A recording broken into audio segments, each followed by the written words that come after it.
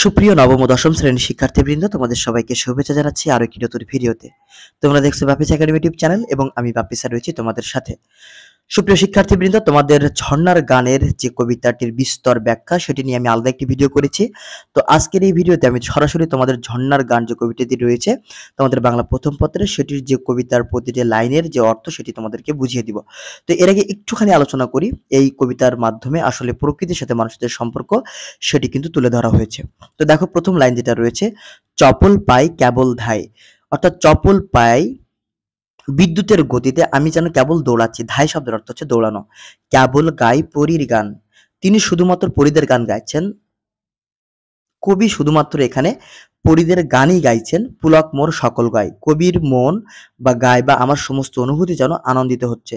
বিভোল মোর সকল প্রাণ, আমার সমস্ত প্রাণ যেন বিভোল বা বিমোহিত হয়ে গিয়েছে। শিথিল সব শিলার পরে বা পাথরের উপরে সবকিছু যেন শিথিল হয়ে গেছে। যে ঝর্ণার ধারার উপর যে, অর্থাৎ পাহাড়ের উপর দিয়ে যে ঝর্ণার ধারা ঝরে পড়তেছে, সেটি যেন আমাকে শিথিল করে দিয়েছে এবং সবকিছু যেন শিথিল হয়ে গেছে। তারপরের সেন্টেন্সটি বা লাইনটি, চরণ দুই দোদুল মন, চরণ দুই শব্দ হচ্ছে দুই পা, দোদুল মন যেন আমার মনকে দোলাচ্ছে। দুপুর ভোর ঝিঝির ডাক, দুপুর ভোর শব্দ হচ্ছে সমস্ত দুপুর জুড়ে এবং বিকেল পর্যন্ত ঝিঝির ডাক শোনা যাচ্ছে। তোমরা অনেকেই মনে করতে পারো দুপুর ভোর শব্দের অর্থ হচ্ছে দুপুর থেকে ভোর পর্যন্ত। আসলে এখানে কিন্তু দুপুর থেকে ভোর পর্যন্ত নয়। দুপুর ভোর শব্দের অর্থ হচ্ছে দুপুর ভোর, অর্থাৎ পুরো দুপুর অর্থাৎ বিকেল পর্যন্ত ঝিঝির ডাক শোনা যাচ্ছে। ঝিমাই পথ ঘুমাই বন, ঝর্ণার ধারা এতটাই বিমোহিত, এতটাই মনোমুগ্ধকর যে পথ যেন ঝিমিয়ে গিয়েছে এবং বন যেন ঘুমিয়ে গিয়েছে। বিজন দেশ কুজন নাই, বিজন দেশ শব্দের অর্থ হচ্ছে কোনো মানুষ নাই। বিজন অর্থাৎ কোনো মানুষ নাই এবং কুজন নাই শব্দের অর্থ হচ্ছে পাখির ডাক নেই। নিজের পায়ে বাজাই তাল, ঝর্ণার গান শুনে এতটাই ভালো লাগছে কবির যে নিজের পায়ে যেন তাল উঠে যাচ্ছে, অর্থাৎ নিজের পায়ের তার যে ছন্দ সেটি যেন সেটি বাজাতে চাচ্ছে আর কি। একলা গায় একলা ধায়, অর্থাৎ আমি একাই গাচ্ছি এবং একাই ধায়, অর্থাৎ একাই দৌড়াচ্ছি। একাই গান গাইছি এবং একাই কি করতেছি, দৌড়াচ্ছে। দিবস রাত সাজ সকাল, দিন রাত এবং সন্ধ্যা সকাল। সাজ শব্দের অর্থ হচ্ছে সন্ধ্যা। ঝুঁকিয়ে ঘাড় ঝুম পাহাড়, ঘাড় ঝুঁকিয়ে ঘুম পাহাড়ের দিকে তাকাচ্ছেন, অর্থাৎ মানে কবি ঘাড় ঝুঁকিয়ে ঘুম পাহাড়ের দিকে তাকাচ্ছেন। ভয় দেখায় চোখ পাকায়, এবং সেই পাহাড় তাদেরকে কি করছে, ভয় দেখাচ্ছে এবং চোখ পাকাচ্ছে। সংখ্যা নাই সমান যায়, কিন্তু সেই পাহাড় দেখে সে ভয় পাচ্ছে না, কেননা ওই পাহাড়ের উপর দিয়ে বয়ে চলেছে ঝর্ণাধারা, যা ওই পাহাড়ের যে ভয়ঙ্কর রূপ সেটিকে কি করতেছে, সেটিকে একেবারেই মলিন করে দিয়েছে। সুতরাং সেখানে কোনো সংখ্যা নাই এবং সমানভাবে সবকিছু চলছে। টগর ফুল নূপুর পায়, ঝর্ণার গান শুনে টগর ফুল যেন নূপুর পায়ে দিয়েছে, যেন সে নৃত্য করবে। টগর গিরির হিম ললাট, হিম শব্দের অর্থ হচ্ছে শীতল এবং ললাট শব্দের অর্থ হচ্ছে কপাল। অর্থাৎ গিরি, অর্থাৎ কোনো গিরির শীতল ললাটের দিকে ঘামলো মোর উদ্ভবে, অর্থাৎ মোর উদ্ভবে বা সেটাকে কি করতেছে, ঘামতেছে। অর্থাৎ গিরির হিম ললাট বা শীতল ললাটের দিকে যখন আমি কি করতে তাকাচ্ছি, তখন মোর উদ্ভবে বা আবেগে আমি যেন ঘেমে যাচ্ছি। কোন পরীর টুটলো হার, কোন পরী রয়েছে যার অলংকার টুটে গেছে বা ভেঙে গেছে কোন নাচের উৎসবে, অর্থাৎ নাচতে গিয়ে, অর্থাৎ সেই পরী যে নাচতে গিয়ে তার যে অলংকার বা হার সেটি কিন্তু সে আহ, টুটে বা ভেঙে ফেলেছে। খেয়াল নাই নাই রে ভাই, আমার কোনো কিছুই খেয়াল নাই। গানটা এত ভালো বা ঝর্ণাধারা দেখে আমি এতটাই বিমোহিত হয়ে গেছি যে আমার কোনো দিকে খেয়াল নাই।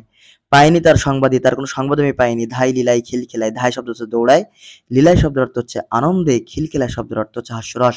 অর্থাৎ আমি কি করতেছি, দৌড়াচ্ছি আনন্দে এবং খিলখিল করে হাসতেছি। বুলবুলির বোল সাধি, বুলবুলির গান বা বুলবুলির বোল শব্দের অর্থ হচ্ছে বুলবুলির গান, সাধি শব্দের অর্থ হচ্ছে উপভোগ করা, অর্থাৎ বুলবুলির গান আমি কি করতে উপভোগ করতেছে।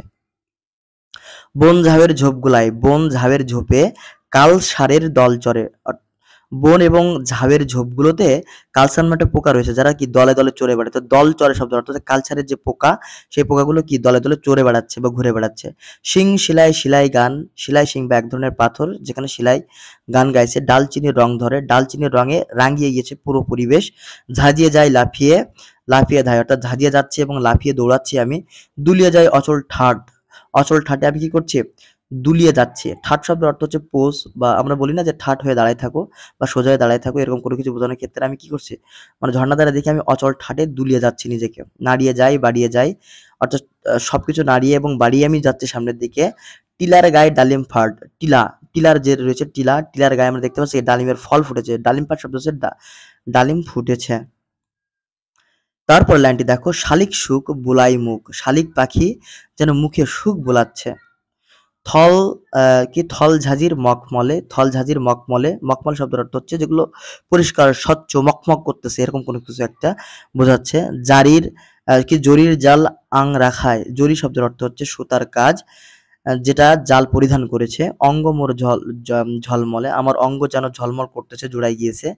নিম্নে ধাই শুনতে পাই, নিচে দৌড়াচ্ছি এবং শুনতে পাচ্ছি, কি শুনতে পাচ্ছি? ফটিক জল। ফটিক জল শব্দের অর্থ হচ্ছে স্বচ্ছ জল। ফটিক শব্দের অর্থ হচ্ছে স্বচ্ছ বা সুন্দর, যেখানে কোনো ভেজাল নাই। হাঁকছে কে, অর্থাৎ ডাকতেছে কে, মানে ফটিক জল কে ডাকছে। কণ্ঠাতেই তৃষ্ণা যার, অর্থাৎ যার কণ্ঠে তৃষ্ণা রয়েছে, নিকনা সেই পাক থেকে, সেই পাক বা অশুদ্ধ থেকে সেজন্য কি থাকে? দূরে থাকে। দেখো এখানে পাক বলতে পয়াকার ক, পাক শব্দের অর্থ হচ্ছে শুদ্ধ, আর পয়চন্দ্রবিন্দুর আকার ক, পাক শব্দের অর্থ হচ্ছে অশুদ্ধ। গরজ যার জল স্যাঁচার, অর্থাৎ যার জল স্যাঁচার বা স্বচ্ছ, স্যাঁচার শব্দের অর্থ হচ্ছে স্বচ্ছ।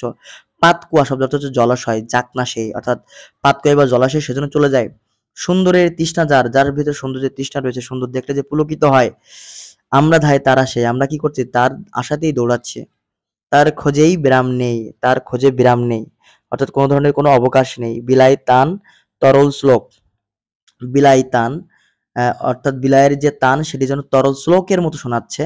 তান শব্দ হচ্ছে সুর, তান শব্দ হচ্ছে সুর, অর্থাৎ বিলায়ের বা বিল্লির যে তান বা সুর সেটা যেন তরল শ্লোকের মতো শোনাচ্ছে। শ্লোক শব্দ হচ্ছে মন্ত্র, যেমন মন্ত্র পড়লে মানুষ মুগ্ধ হয়ে যায়, ঠিক তেমনই ভাবে যেন কি তেমনই ভাবে মুগ্ধ হয়ে যাচ্ছে। চকই চাই চন্দ্রমায়, চক্র চাঁদের দিকে তাকাচ্ছে। চন্দ্রমা শব্দ হচ্ছে চাঁদের দিকে তাকানো। আমরা চাই মুগ্ধ চোখে, আমরা মুগ্ধ চোখে সেটা চেয়ে চেয়ে দেখি। চপল পায়ে কেবল ধায়, চপল পায়ে বা দ্রুত পায়ে আমরা যেন কেবল ধাই বা দৌড়াচ্ছি। উপল ঘাই দি ঝিলিক, উপল ঘাই বা পাথরের উপরে যেন দীপ্তি বা ঝিলিক ঝরতেছে। দুল দোলায় মন ভোলায়, অর্থাৎ দোল দুলিয়ে যাচ্ছে এবং মনকে বিমোহিত করে দিচ্ছে। ঝিলমিলাই দিক বিদিক, ঝিলমিল বা জল জল জলে হয়ে চারিদিক যেন ছড়িয়ে পড়তেছে। তো এটাই ছিল কবিতা। এখানে দেখো তোমাদের অপরিচিত কিছু শব্দ, সেগুলো মিনিমাম করে দিয়েছি। চপল শব্দ হচ্ছে দ্রুত বা চঞ্চল, পুলক শব্দ অর্থ হচ্ছে আনন্দ, বিভোল শব্দের অর্থ হচ্ছে বিমোহিত, শিথিল শব্দের অর্থ হচ্ছে শিথিল বা শিথিলতা, দোদুল শব্দের অর্থ হচ্ছে দোলাচল, ঝিঝি শব্দের অর্থ হচ্ছে এক ধরনের পোকা, বিজন শব্দের অর্থ হচ্ছে নির্জন, যেখানে কোনো লোক নাই, কুজন শব্দের অর্থ হচ্ছে পাখির ডাক, টগর শব্দ হচ্ছে এক ধরনের ফুল, নুপুর শব্দের অর্থ হচ্ছে অলংকার বিশেষ, লীলাই শব্দের অর্থ হচ্ছে খোশ মেজাজে, বুলবুলি শব্দ হচ্ছে এক ধরনের পাখি, কালচা শব্দ হচ্ছে এক ধরনের পোকা, ঝাঁঝি শব্দের অর্থ হচ্ছে এক ধরনের পাখি, জরি শব্দের অর্থ হচ্ছে সুতোর কাজ, ফটিক শব্দ হচ্ছে স্বচ্ছ বা পরিষ্কার, আর পাক শব্দের অর্থ হচ্ছে অশুদ্ধতা, মুগ্ধ শব্দের অর্থ হচ্ছে বিমোহিত। তো আশা করছি ভিডিওটা তোমরা বুঝতে পেরেছো এবং জানতে পেরেছো। তো ছোট্ট ভিডিও, তোমরা যারা বিস্তারিত ভিডিও, এই ভিডিওর ব্যাখ্যা জানতে চাও বা ঝর্ণার গানের পুরোপুরিভাবে ব্যাখ্যা জানতে চাও, মানে এ টু জেড ব্যাখ্যা জানতে চাও, এই ভিডিওতে শুধু আমি মাত্র যে তোমার কবিতা লাইন সেগুলো বিশ্লেষণ করেছি, তারা পূর্বের একটি ভিডিও রয়েছে যেটি তোমরা দেখে আসতে পারো, যেটা তোমরা আমাদের চ্যানেলে খুঁজলে পেয়ে যাবে বা তোমাদের সাজেস্ট ভিডিওতে দেখাবে। তো এই ছিল আজকের ভিডিও, আশা করি ভালো লেগেছে তোমাদের। ভালো থাকো, সুস্থ থাকো, দেখা হবে খুব তাড়াতাড়ি অন্য কোনো ভিডিওতে। টাটা, বাই বাই, আসসালামু আলাইকুম।